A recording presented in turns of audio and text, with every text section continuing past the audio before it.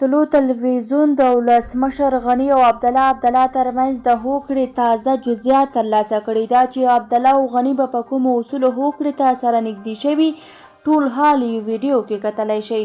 درنو لیدونکو سلام، وخت مو نیکمرغه. ولسمشر غني او عبدالله ترمنځ د سیاسي جوړجاړي جزیات. طلوع تلویزیون د داشرف غني او عبدالله ترمنځ د سیاسي هوکړلیک هغه نسخه ترلاسه کړې چې په حکومت کې د دواړو لورو د ونډې او همدارنګه د ښاغلي عبدالله او هغه ته د نږدې کسانو د ونډې په اړه جزیات ذکر شوي. په دغه هوکړلیک کې د دولت عالی شورا او د مصالحې عالی شورا د ریاست مقام رامنځته کېدل ذکر شوي. په هوکړلیک کې راغلي چې د دولت عالی شورا چې له سیاسي مشرانو او ملي شخصیتونو جوړه ده د سیاسي اجماع لپاره رامنځته کیږي. د دغه هوکړلیک پر بنسټ دغه شورا په مهمو ملي مسایلو کې ولسمشر ته مشوره ورکوي. د دغه هوکړلیک پر بنسټ او جوړښت مصالحې عالی شورا ده چې هغه ریاست به ښاغلی عبدالله ته ورکول کیږي. د دغه سند پر بنسټ ښاغلی عبدالله به 15 مرستیالان لري چې د ثبات او همپالنې ډلې څخه به او د مصالحې شورا نور مرستیالان به له ولسمشر سره په مشوره معرفي شي.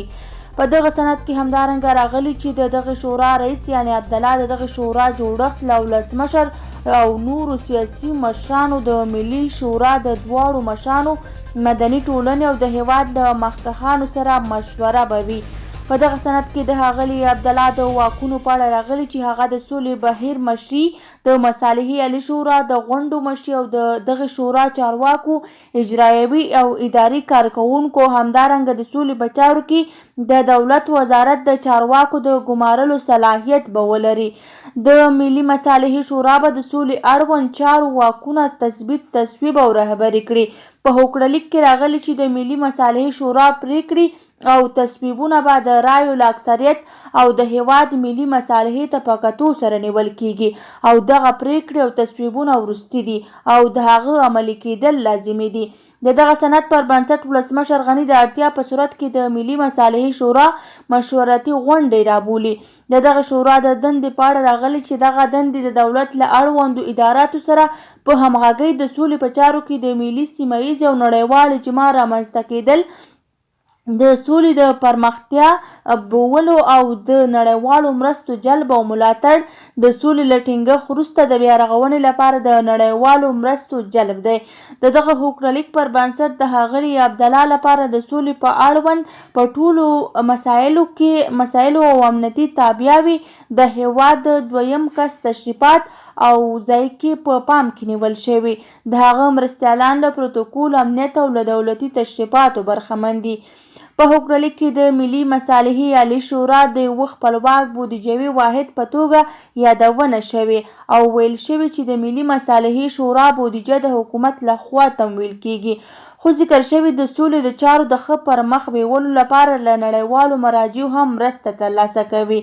د دغه هوکړلیک پر بنسټ ښاغلی عبدالله به د دغه شورا د بودیجې د لګولو اجرایي واک به ولري او له څېړنې مستثنا نه دی. د دغه سند پر بنسټ دغه شورا له سیاسي مشرانو، ملي شخصیتونو، د ملي شورا له استازو، بېلابېلو سیاسي طبقو له استازو، ټولنې، مدني ټولنو، ښځو او ځوانانو څخه متشکله ده. په سند کې راغلي دغه شورا 2 برخې لري: عمومي ټولګه او مشرتابه کمیټه. دواړو برخو واکونه او دندې د شورا د داخلي دندو او اصولو کې تنظیمیږي. لومړی د ولسمشر د فرمان پر بنسټ جنرال عبدالرشید دوستم ته د مارشالۍ رتبې ورکړه او همدارنګه د دولت په عالی شورا او د ملي امنیت شورا کې د غړیتوب.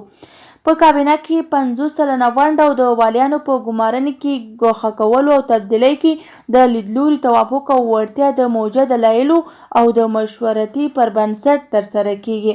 سرچینې وایي چې کورنیو چارو وزارت، عدلیې وزارت، د کار او ټولنیزو چارو وزارت، د کډوالو او راستنیدونکو چارو وزارت، د ترانسپورټ وزارت، د اقتصاد وزارت، کرنې او د اوبو لګولو وزارت، لوړو زده کړو وزارت، د سرحداتو او قبایلو چارو وزارت، سوداګرۍ او صنعت وزارت، مخابراتو او ټکنالوژۍ وزارت هغه بنسټونه دي چې ولسمشر غني عبدالله ته وړاندیز کړی.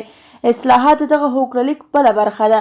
په ممکنه فرصت کې د لوی جرګې د ارګانونو د بشپړتیا لپاره د ولایتي او د ولسوالیو شوراګانو د ټاکنو لپاره د زمینې برابرول، د ښاروالیو د ټاکنو ترسروي، د ولسوالیو شوراګانو له ټاکنو وروسته د حکومت په جوړښت کې د بدلون له امله د اساسي قانون د طرحې او تعدیل لپاره د پلاوي ګمارل، ټاکنیز اصلاحات، د ټاکنیز اصلاحاتو په مطابق د سیاسي ګوندونو د قانون تعدیل د اصلاحاتو په اړه له مهمو برخو دي. د دغه هوکړلیک پر بنسټ یو 15 کسیز څېړنیز پلاوی چې پکې به ملي او سیاسي څېرې شاملې وي رامنځته شي چې دغه هوکړلیک د سرغړونې مخه به ونیسي. په دغه هوکړلیک کې راغلي چې له هغو سیاسي مشرانو چې د سولې په بهیر کې داخل وو ستاینه وشي.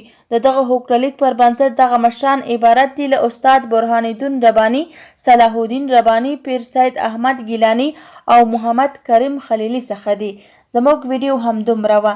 که مو ویډیو خوښه شوې نو ویډیو لایک او زموږ چینل سبسکرایب کړئ. له توجه څخه مو نړۍ مننه. تر بیا ښې چارې.